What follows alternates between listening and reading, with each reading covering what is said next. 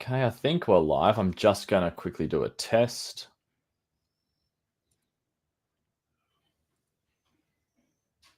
Give it a few seconds. And if anyone's in the comments and says live. Oh, yeah, we're live. All right, cool. I'm going to let this close down. All right, welcome to this True Restoration Live. Matthew Arthur here with Paul Wesner. This is part 2 of the video games talk.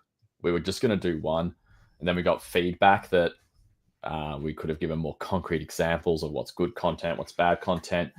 And when I say we got feedback, I really mean Stephen Hyman just sent me a message and said, your last show lacked concrete examples. So that's why we're here. But Paul, thank you for jumping on. No problem. Thanks for having me. Cool. Well, what we're going to do in this particular show is we're going to go through, again, from a layperson view. I mean, though Paul and I, I'm sure we get advice from priests and stuff, but we're just lay people. We're going to go through the things that I would say are negative, the things to watch out for that, probably would render video games not playable, or just things to be careful of. And I know a lot of you guys out there, a lot of you people watching this froth at the mouth for condemnations. Yeah, can't do this, can't do that. It just gets you really G'd up, and that's all well and good. But we're also going to end on a positive note on, well, what are the things that, probably are okay. So, Paul, what we'll do is let's kick it to you. What are, in your view, some common things in video games that render them unplayable? Well, a lot of it is pretty self-explanatory in terms of things that are bad outside of a video game. Therefore, you wouldn't want to play them inside of a video game. Themes that against the 6th and 9th commandment. Obviously, you don't want to expose yourself to occasions of sin. So definitely, if they're the temptation to you objectively or just objectively they're just grotesque in that regard, then I would highly condemn those, especially even like scandalizing other people if they found out that you were doing that. And then things that glorify like torture or like they're like weird or demented in terms of like causing harm to other people, like in more like torture or like just being overly grotesque for the sake of it. I personally try to stay away from those. If you're playing something that is, let's just say like you're playing like a first person shooter, like I definitely don't want one that is glorifying like putting a chainsaw through someone just as like a finishing move or something. Like, I don't know, just more of like it's a little bit over the top in a way. It's getting a little bit grotesque with excessive gore. Yeah, like almost like for the sake of glorifying gore or stuff like that. It's kind of like something that's a little sick or weird or over the top. So yeah, 6th and 9th commandment, and then glorifying like gore, and then I guess I don't know, like you got your Grand Theft Auto stuff where it's like you're glorifying the life of crime, or I don't know, something like that is are certainly red flags right off the top when you're thinking of things that you want to avoid or condemn. Yeah, I think that's a good point. It's interesting you mentioned the torture point. I actually didn't have that on my list. We have the obvious one, like just with movies, anything obscene around impurity and things like that. Kiss goodbye. One thing as well I would say is something to look out for is, unfortunately, you can get, say, some shooters or something like that. That and I'm not talking the excessive gore stuff. Because they're military shooters, the actual mechanics I think are fine, but they can put a bit of foul language in, like quite a fair bit. So that's one thing to sort of be aware of as well. Is you might think if you're watching a movie or something like that, you kind of, I think, notice it more because it's just the film you're watching. Like, oh, that's a bit much. But when you're sort of in the mode of a game, it's easy for you to sort of think, just sort of because you're not focusing on, oh, it's just there, it's in the background. But these things do affect us.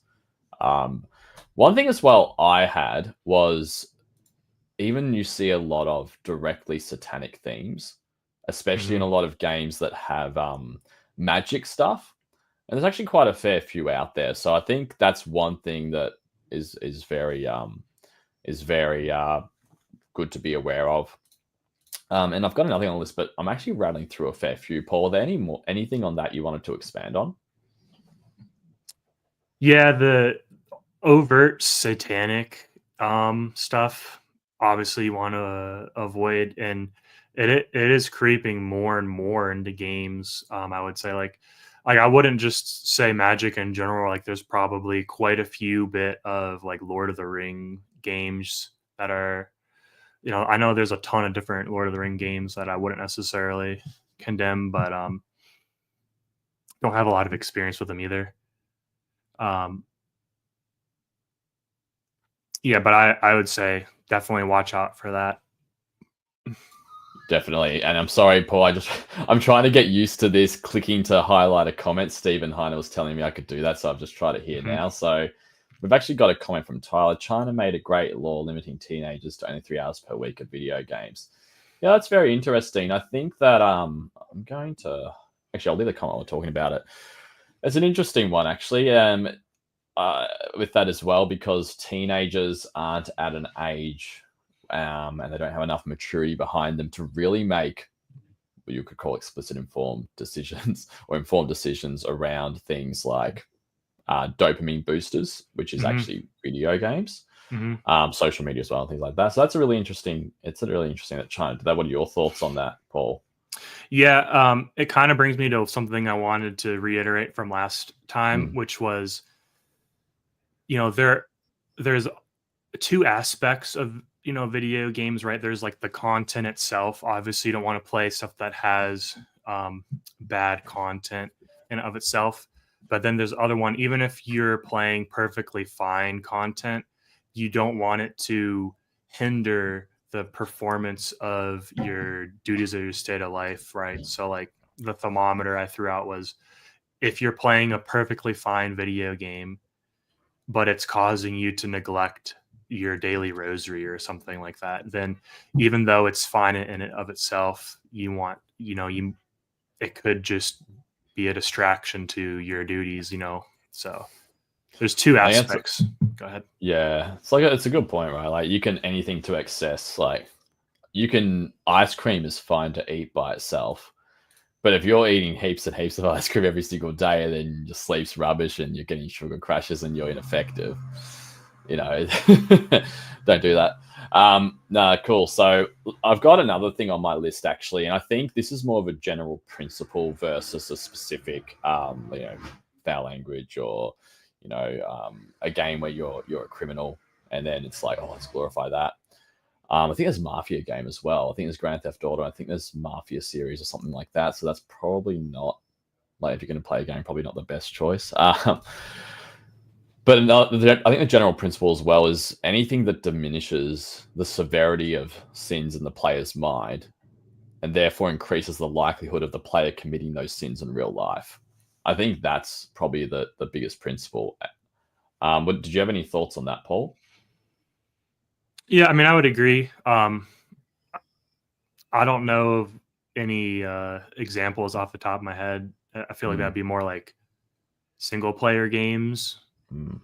Um, Probably at like the least criminal stuff. So, like, criminal if stuff. there's Yeah. drugs being just, I mean, I don't know, but I'm assuming they might have some drug dealing or whatever, things like that. It can kind of, that kind of stuff. It's kind of like actually, Hmm. this is actually something you've got to be careful of is even jokes or things like that around people getting drunk. And the reason behind that is that your listeners, the audience, it can actually over time start diminishing the severity of getting drunk. And that can just chip away in increments, and then that can actually result in people just being, oh, it's just alcohol, get drunk. So that's just, I think, one thing to sort of be aware of One that thing I'll psychology. throw out, kind of similar to this vein, is I was a convert to the faith, and before I converted, there's one series of video games that is interesting, that I definitely would not recommend whatsoever.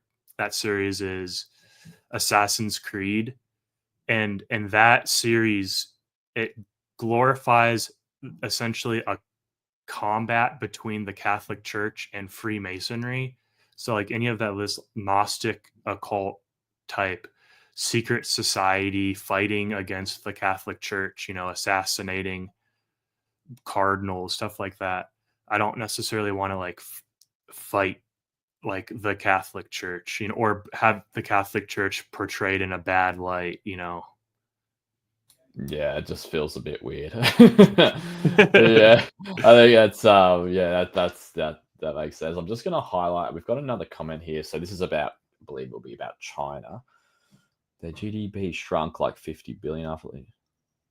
Yeah, I think actually as well on that. I think that, funnily enough, as I understand it, communist governments have actually been better when it comes to lack of filth in their media, and I actually think that it was actually Western countries that kind of introduced things like pornography and filth like that to the East, which is kind of funny. It's not funny, but it's just interesting. But Paul, did you have anything else to add to that comment?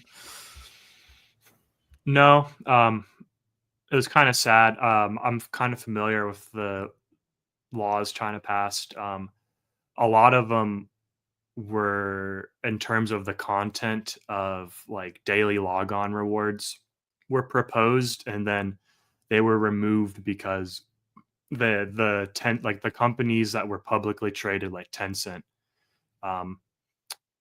had so much backlash that they were losing so much, value of their company because people didn't want that stuff removed from their games. So some of the Chinese stuff had to be repealed in the interest of business.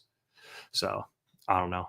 I haven't followed that much of. It's an interesting one, isn't it? Obviously, that's now getting into politics is different, because you could have one view. It's like companies shouldn't do what they want, and then it's on the parents to say, "Kid, you got to live it." So I mean, it's obviously one of those things, but it's an interesting thing. But that we won't go into that, because I'm definitely not that smart to give good. It would be really interesting to see how the if the church is restored, it deals with modern media. Obviously, like we don't have the Legion of Decency for video games. That would be an interesting seeing a priest play through a video game so that he can give it an A or a B or an F. Yeah, actually, that'd be interesting. 100% that would have to be if the Legion of Decency, and they were doing that for modern media then.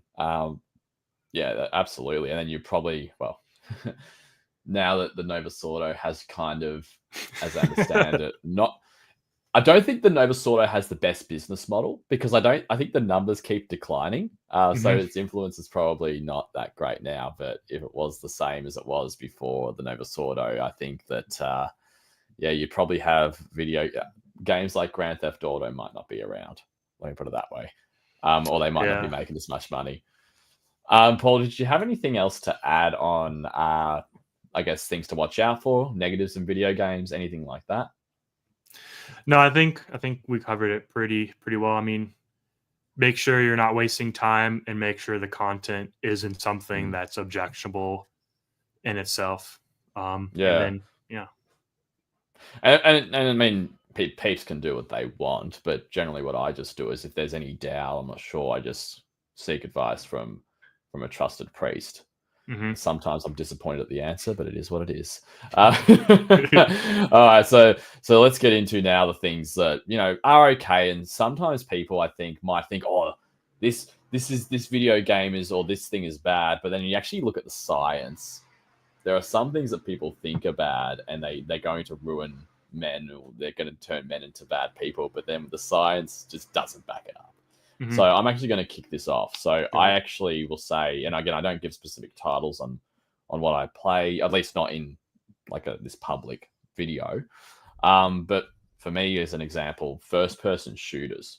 I actually really like first-person shooters, and there's no science or anything like that to actually demonstrate that if you play first-person shooters, you're more likely to go out and shoot people. You're more likely to go out and be violent.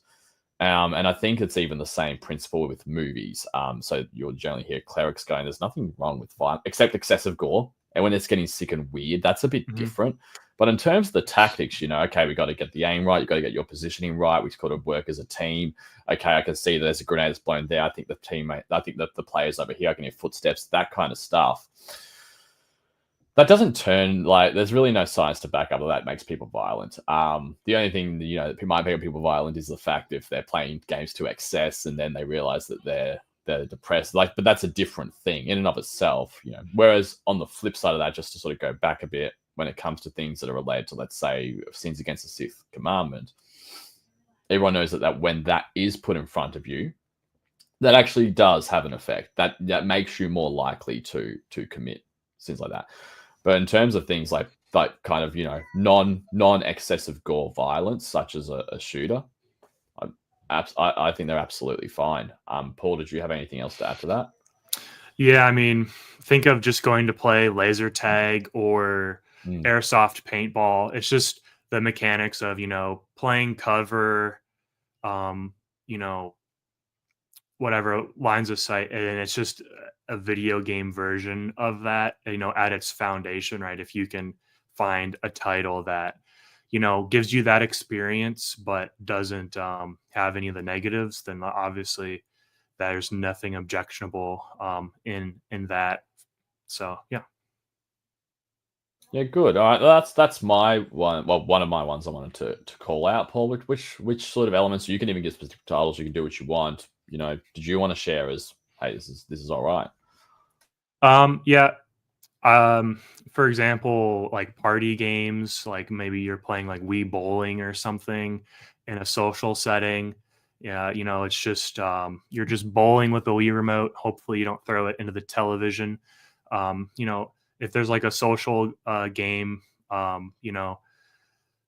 helps you avoid the excess of wanting to just grind out a game on your own if you're just playing in social settings and you're not like staying up into the wee hours of the night. There's that dynamic. I will throw out like games that help you learn, educational games. And one game that I'll throw out specifically is GeoGuessr, where you're learning about the geography, the like the culture of different areas so that you can guess where you are in the world based off of like being randomly dropped. So let me back up. It's just, you just randomly dropped somewhere in a Google Maps Street View and you have to try to guess where you are, so things of like geography, culture, and you can get down into like, am I driving right hand or left hand? So like, am I a British colony or not? Stuff like that. You can really learn about the world so that when you see people from other parts of the world, you can have something to relate to them, Yeah, I think that's cool. In fact, now you mention it, you can generally tell a difference between an educational video game and a non-educational video game, because the educational video games are nowhere near as fun. but like they always get the job on. In fact, actually, now I think about it, I remember now when I was a teenager, I was given a typing tutor. It was actually a video game, so you had to like beat challenges and beat your score and all that. And actually, as an adult, like my typing skills, I actually don't do the full on like the exact science stuff. I kind of but I type extremely fast. Even people at work be like, whoa, and I'm just like, when I'm doing documents and things like that at work, I'm operating at a speed which is like way faster than a lot of other people, which is really interesting because that's actually turned to a bit of a lever that's kind of helped me a fair bit, which is actually really interesting. We've just got a few more comments from Tyler here, so I'm just going to show. So this is going back to the first person discussion. Tyler has said here there is a connection with first person shooters and Berenjander's Breivik. I actually don't know who that is. It was probably some shooting or something, but he had a deranged mind before he was obsessed with them. Yeah, I mean, the deal is you're going to always have anomalies, right? And it's like people, there's always going to be people out there that are predisposed to something. Just the way it is. I don't think it's probably not the first person shooter that was like the thing that inspired it. It's just the way life is sometimes. Did you have anything else to add there, Paul? I'm not familiar with that situation, so I can't. But I can throw out some more examples. Probably a lot more like real time or turn based strategy games like Civilization. I'm not familiar with the details, but it's probably you're going to find more acceptable or even like educational aspects in those games, like learning about different societies, stuff like that. Or just even, let's say you have a friend who is geographically distant from you. Maybe you can find like a video game version of a board game that you guys like to play in real life, but you're able to play it over the internet with each other. So there's different things like that. Yeah, absolutely. I think as well, like, actually, I'm just going to quickly show this comment. So Tyler's clarifying that the person we were talking about earlier, it's the Norway massacre. Yeah, I think it's a good point. There's so many, like, they got these board games, and the thing about video games is they reduce a lot of friction, which, like anything, like any technology, Mhm. it's actually fantastic in some ways, but also if you don't know how to manage it, it can be bad. But at the same time, it's an interesting concept, right? Because it's like, should there not be things that make life easier for others who know how to manage it, just because some people just haven't figured out how to manage it? So as an example, so we've like Advent's coming up. I give up video games for Advent. I don't think there's any virtue signaling because it's really not that big of a deal. I think most people do. But it's so before Advent, it's me and some friends were like, hey, Advent's coming up. Let's maybe we can play some video games leading up, because we haven't really played much. And so in the last week, it'd be like, we've got these dads. So it's me and two other dads. And not even kidding, like this 30-year-old dads playing video games together. It's a bit sad, but it's cool. Now, but like, what it'll get to, like, 8, 9 o'clock at night, duties are done. It's all good in the hood. And then it's just like, message, boys. And then someone's like, yeah. And then someone's like, oh yeah. And then Discord, get the mic fired up. And it's, when you think about it, that actually takes way, like, it gives you so much more time back compared to if you had to go, all right, on Friday night, we're going to arrange for a board game session. Oh no, guess what? Kids are sick, boys, got to cancel. Like, it kind of, so, and if you think about it as well, it's like you get to have the same experience, and you've literally, instead of the whole thing around it and you've taken hours, it's like you could literally play 30 minutes just like that, and you got all this time back. So I think it's kind of good to just be aware of that. So it's similar concept with if you love board games, yeah, absolutely. Now there is something really cool about a physical board game, not gonna lie. But it's, and it's probably not going to be the same experience, but it's just good to, I think, to have that frame. Another thing that I had that is probably something that's okay, and I actually don't play these much. Can't remember the last time I played one. Is sports related games, unless there's anything wrong, like maybe cheerleaders or something. But I think there's FIFA, maybe Madden, things like that. As long as you're not what's the word? We obviously don't want to be like, sports way too glorified in Western culture to a degree that's actually just illogical and absurd. But in terms of, I think, playing a game where you're literally just kicking a ball around, so to speak, between players and things like that, unless there's anything else that's an issue of it, I mean, that in and of itself, I think would render a game fine to play. But Paul, what are your thoughts on that? No, I agree. And those games also have a benefit of they're a lot more fun if you're playing with someone locally. So like you're playing with someone in real life, and you don't, you're not grinding it out to the wee hours of the night chasing something. You're just, I'm gonna play this team, you're gonna play this team. Let's go. And then, like, you get to, like, oh, you got me, like, you're shoving someone over here. I don't know. Yeah, for sure. I'm going to also highlight this comment here. So Tyler's got a question. How about discussing isolation plus video games, and does that worsen people's mental state? I mean, I could probably share some thoughts on that, but I think, Paul, I'll throw that to you if you want to have any comments on that. Certainly, if someone is feeling isolated, for whatever reason, video games can certainly be a outlet which can quickly become more contribute to the problem, right? Because their dopamine and their willpower is being wasted on something really easy, and instead of it being applied to reach out for help or to, achieve meaningful goals that boost their self-confidence to help them overcome it, or even seek professional help if they needed it, like at that point, they're just wasting it on video games. So I wouldn't say it's necessarily the video game's fault, but it definitely can worsen problems significantly. That if someone is, using them, or letting them use them, I guess.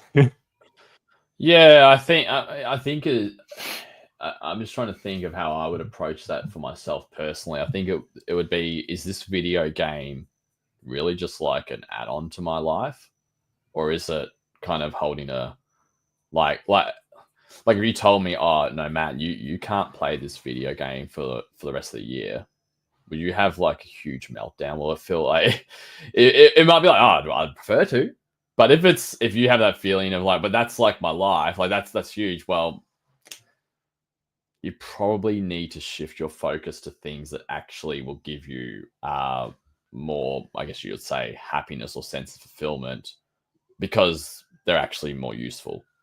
So I think it's a good point, and really that applies to anything. So I would say, so if someone's it might not just be video games, it could be their outlet, it could be drugs, it could be movies, it could be maybe excessive socializing, getting drunk, I don't know. So I think that yes, there's always going to be things that can be taken to excess, and it's just making sure that I think we have to understand that video games at the end of the day are a recreation.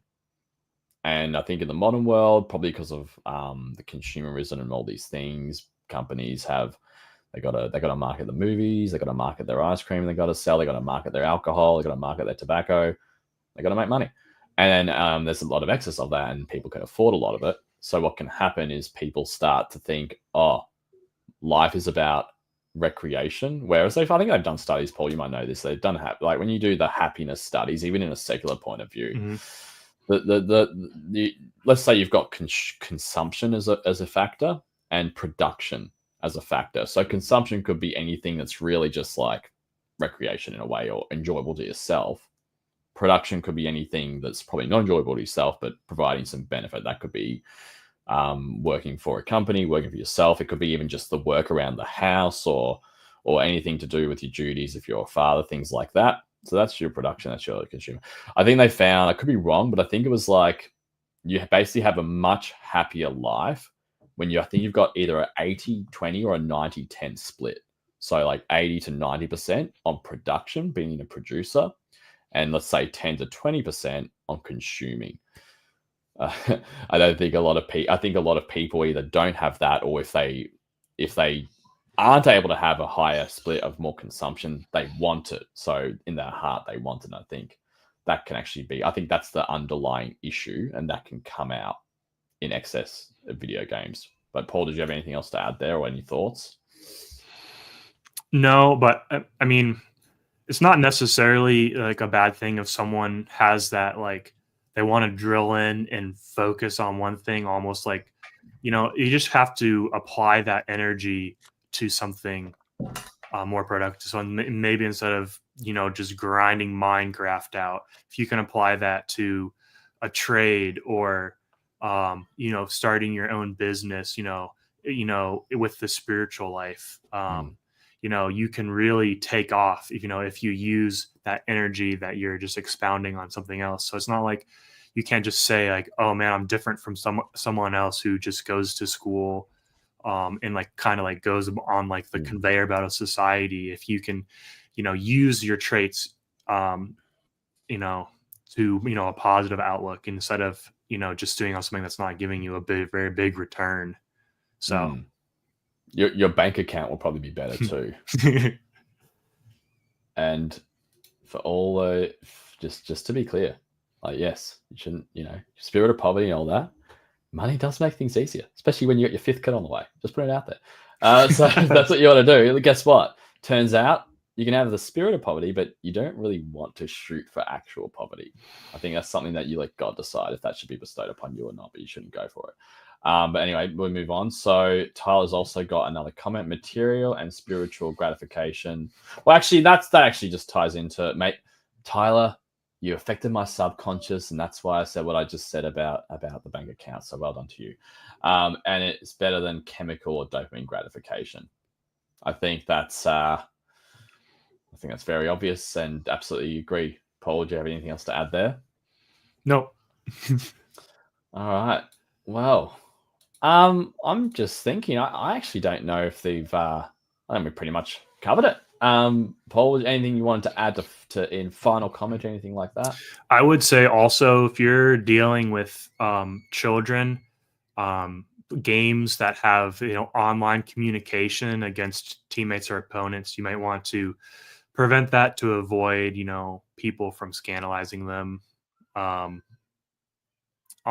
through voice chat or something like that. But other than that, yeah. Yeah, actually, that's good. Actually, that episode was a little bit of a can of worms. We can extend this a bit longer. But so my oldest kid is, I think she's 5. Yeah, I'm pretty sure she's 5. Mm-hmm. And I'll play video games, stuff like that. But I also know that I'm a 31. Sorry, I'm trying to pretend to be younger than I am.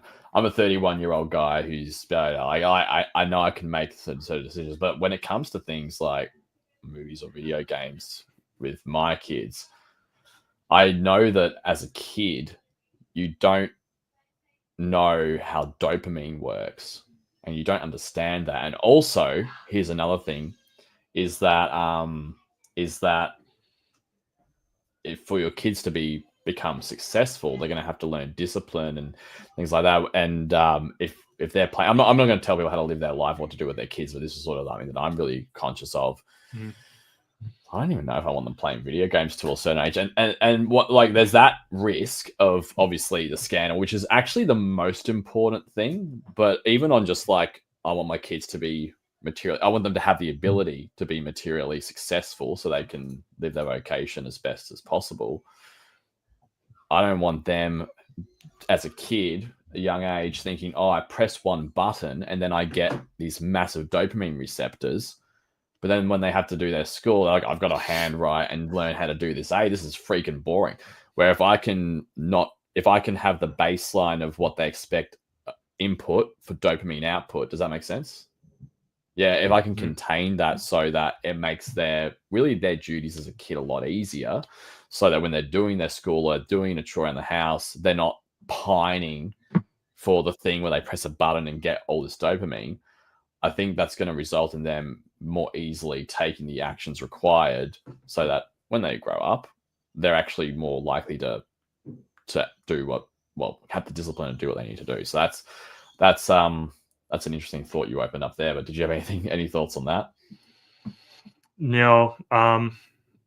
Yeah, it's when you start considering the raising of children in video games, it certainly is a completely new aspect to this. And I agree. Man, there's a lot. Like, obviously, I don't know too, because no, man, there's a lot. That's a lot to consider.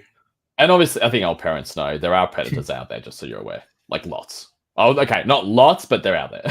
So that's just another thing to just really be conscious of, because there actually have been a fair few horror stories on that. Mm-hmm. So just really, really, and they know what they're doing, by the way. Like, they've got things anyway. But I'll assume that parents are good with that. So let's look at Tyler's other comment. I let my children play about 30 minutes of Super Mario Kart, 30 minutes of a Game Boy game from a child. Yeah. Now, yeah, cool. Yeah, exactly. I mean, the good thing about, especially even the Catholic view towards parenthood, is provided you're obviously not breaking any Catholic morality, parents are free to do what the heck they want. So you make decisions for your family and job done. And I think, that's 30 minutes. Yeah, absolutely. I mean, I don't see really any real issues with that. So good stuff. All right, cool. I think we can probably wrap it up there. but I will ask again. Paul, anything final to add? Online chess is a fun one. I hope that your kids don't decimate me in chess. Yeah, they'll probably decimate me. Oh no, his kids. Yeah. That would. Yeah, absolutely. Let's put it there again. Yeah, I mean, if they're playing as much chess online as they want, I will get wrecked. I will get wrecked. I'm not doing that. All right, cool. What's this? Hang on. I don't even know what that means. Paul, can you please translate this thing? Yeah, that means they're good at chess. Okay. What does ELO stand for? That's like a strength of opponent rating. And it's, Okay. the world champions around 2,900 ELO. The Right. average club player is around 1,200. The average beginner is around 800. Okay, so this 8-year-old is going to be, yeah. Well, you know what, Tyler? Maybe your 8-year-old will become a strategist mastermind and will become a billionaire, and you'll be driving BMWs and Mercedes-Benz in a couple of years. So there it is. All right. Well, thank you. Thanks, Paul, for jumping on. Thank you, Tyler, for the contributions. That was great. And for anyone listening, hope you enjoyed it. All right. See you later. Thanks. Take care. Bye.